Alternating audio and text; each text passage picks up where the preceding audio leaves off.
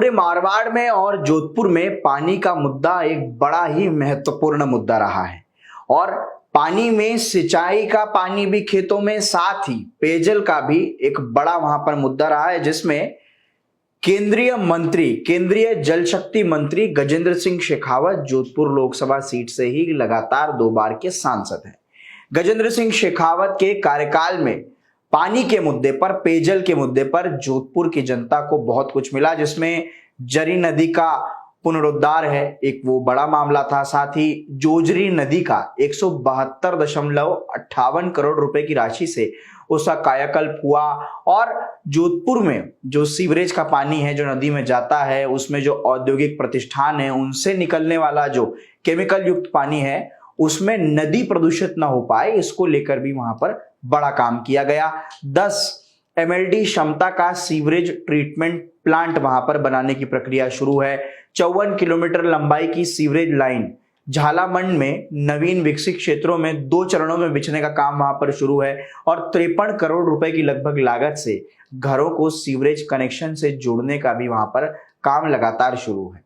इसके साथ ही 30 MLD क्षमता के सीवरेज ट्रीटमेंट प्लांट का नांदड़ी गांव में अपग्रेडेशन, उसका भी खर्च करीब 53 करोड़ रुपए के लगभग है, वो भी काम यहां पर शुरू है। साथ ही करीब 52 करोड़ रुपए के सालवास और नांदड़ी STP को जाने वाले विद्यमान मुख्य ट्रक जो सीवर लाइन है, उसको पुराने पाइप जो है और जो खराब पाइप है उनको बदलकर टेक्नोलॉजी से नया इसको बनाने की भी कोशिश वहां पर लगातार जारी है।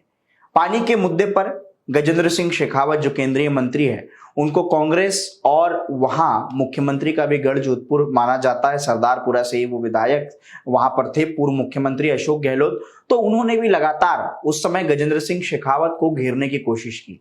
साथ ही शेरगढ़ में जहां पर एक मामला उठा, एक वहां पर बगावत के सुर उठे, वहां पर भी जनता की ओर से, कुछ लोगों की ओर से गजेंद्र सिंह शेखावत पर यह आरोप लगाए गए कि शेरगढ़ में पानी के मुद्दे पर गजेंद्र सिंह शेखावत ने कुछ नहीं किया। लेकिन बस्तवा माता बांध इसका एक जीता जागता उदाहरण है जो वहां पर हुआ। इसके साथ ही वीरवर मुकंदास खिंची बांध, ये भी इंद्रोका का जो काम है, ये भी वहां पर चालू किया गया।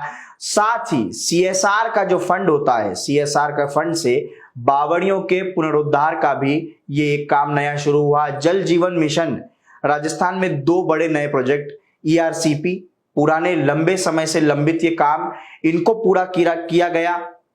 साथ ही शेखावाटी के लिए यमुना जल समझौता। लेकिन बात अगर मारवाड़ की करें, जल जीवन मिशन की करें, तो राजस्थान को देश में सर्वाधिक 27,000 करोड़ रुपए आवंटित किए गए। इसके साथ ही जल जीवन मिशन के तहत केवल जोधपुर लोकसभा क्षेत्र को करीब यहां पर 4,412 करोड़ रुपए के बजट का यहां पर आवंटन किया गया। इस राशि से कुल 293 वृहद तथा लघु स्तर के प्रोजेक्ट बनाए गए हैं, जिसमें जोधपुर लोकसभा क्षेत्र के कुल सभी राजस्व गांवों के ग्रामीणों के घरों में सीधे पानी के कनेक्शन दिए जा रहे हैं। और जल शक्ति के प्रोजेक्ट जो है, इसमें एमपीलेट्स और CSR का फंड देखा जाए तो करीब 177 करोड़ रुपए का फंड यहां पर जारी किया गया है। इसके साथ पेयजल के मुद्दे पर, पानी के मुद्दे पर, सिंचाई के मुद्दे पर गजेंद्र सिंह शेखावत की ओर से कई काम जोधपुर को लेकर किए गए हैं।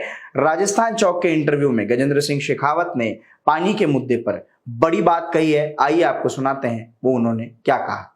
आप जल शक्ति मंत्रालय संभाल रहे थे। शक्ति पर मैंने जोर इसलिए दिया है क्योंकि इस धरा में भी शक्ति है।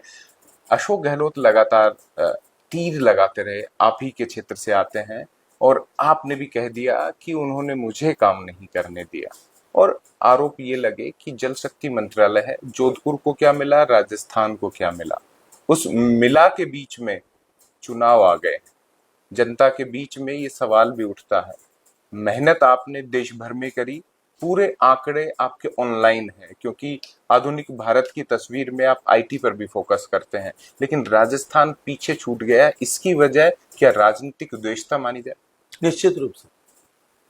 देखिए, जब माननीय मोदी जी के आह्वान के बाद ये काम प्रारंभ किया था, तब तक देश में केवल 16% तक पानी, घरों तक पानी पहुंचता जी। 4 साल 4 महीने का कालखंड हुआ है काम शुरू करने से लेकर दिसंबर में जब गाइडलाइन इश्यू हुई थी उसके बाद से।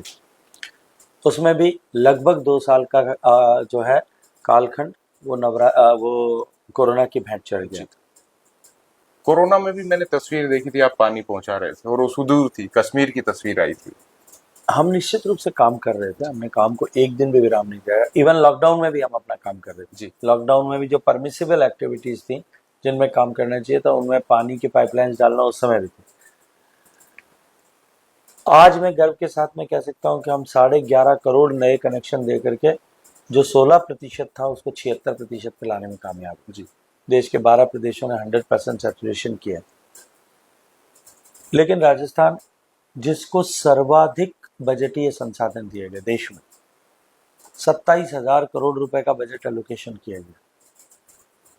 एवरेज एक्सपेंडिचर पूरे देश का जो आता था उससे 5 गुना राजस्थान का आ रहा था। जी।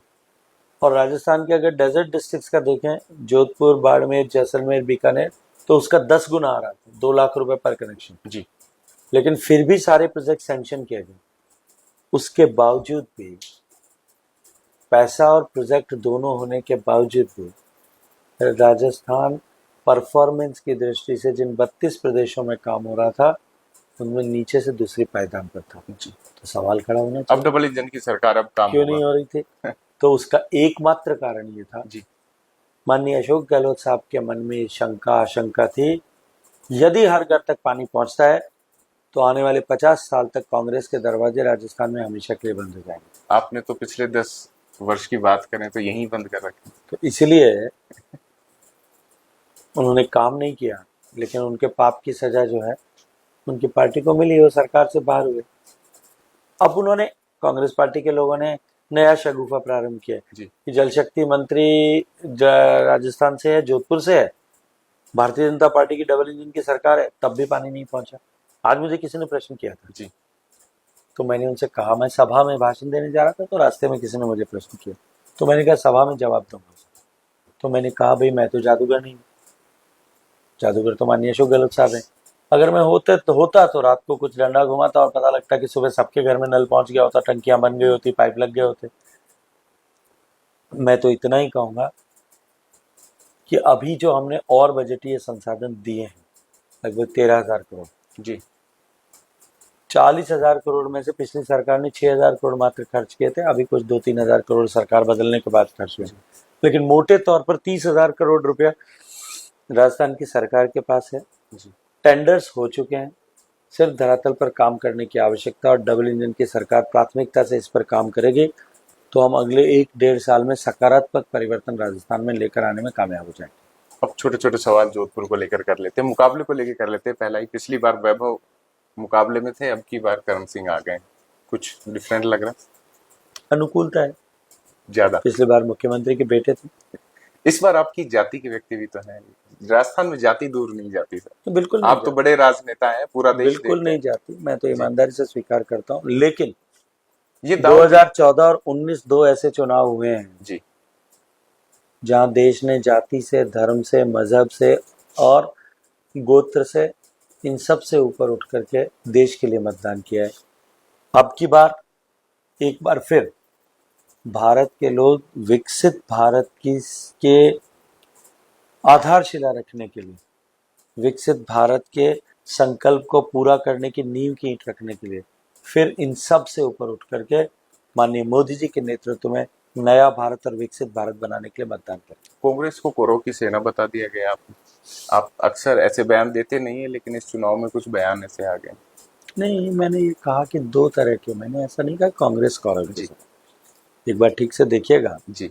मैंने ये कहा कि जिस तरह महाभारत में 2 सेनाएं आमने सामने खड़ी थी, एक कौरवों का पक्ष था, एक भगवान श्री कृष्ण के सानिध्य में पांडवों की सेना लड़ रही थी। एक असत्य के लिए लड़ रहे थे, अधर्म के साथ खड़े थे, दूसरे धर्म के साथ खड़े थे।